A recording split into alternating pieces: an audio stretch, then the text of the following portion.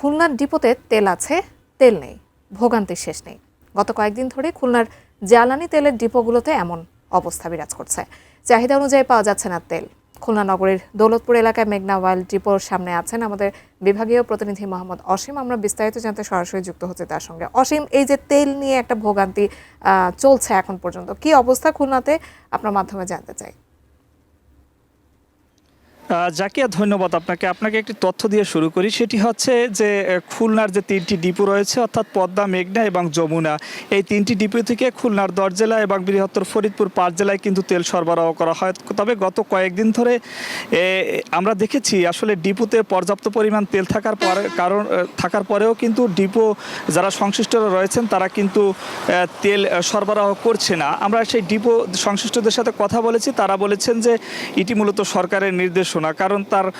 কারণ প্রায় শতকরা আমরা দেখেছি যে যেখানে 1 লক্ষ লিটার তেল সরবরাহ করতে, সেখানে কিন্তু তার 50,000 লিটারে চলে এসেছে। এই অবস্থায় কিন্তু খুলনার যে 3টি ডিপো রয়েছে, এর আগে আমরা ছিলাম পদ্মা ডিপোর সামনে, এখন আমরা মেঘনা ডিপোর সামনে। এখানে কিন্তু প্রায় কয়েকশো গাড়ি তেল নেওয়ার জন্য অপেক্ষা রয়েছে। আমরা কথা বলেছি এই গাড়ি সংশ্লিষ্ট, অর্থাৎ যারা পরিবহন শ্রমিক রয়েছেন তাদের সঙ্গে। তারা বলছেন তারা কিন্তু গত কেউ সপ্তাহখানে, কেউ 8 দিন, কেউ 10 দিন ধরে এখানে অবস্থান করছে। তবে তারা কিন্তু এখনও তেল পাচ্ছে না।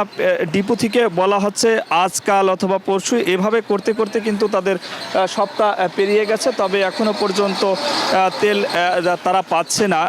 পরিবহন সংশ্লিষ্টরা বলছে কিছু পেট্রোল পাম্পে তেল সরবরাহ করলে যেগুলো রয়েছেন, অর্থাৎ যেখান থেকে কৃষি এবং বিভিন্ন কাজে যে তেলগুলো সরবরাহ করা হয়, সেখানে কিন্তু একেবারেই তেল দিচ্ছে না। সে কারণে তারা এক ধরনের ভোগান্তিতে রয়েছে। ভেবেছিল আজকাল অথবা পরশুদিন পেয়ে যাবে, তবে সপ্তাহ পেরিয়ে গেলেও সেই তেলের যে সমাধান সেটি একেবারেই হচ্ছে না। আর কবে নাগাদ যে এর সমাধান হবে সে বিষয়ে কিন্তু কেউ কিছু বলতে পারছে না।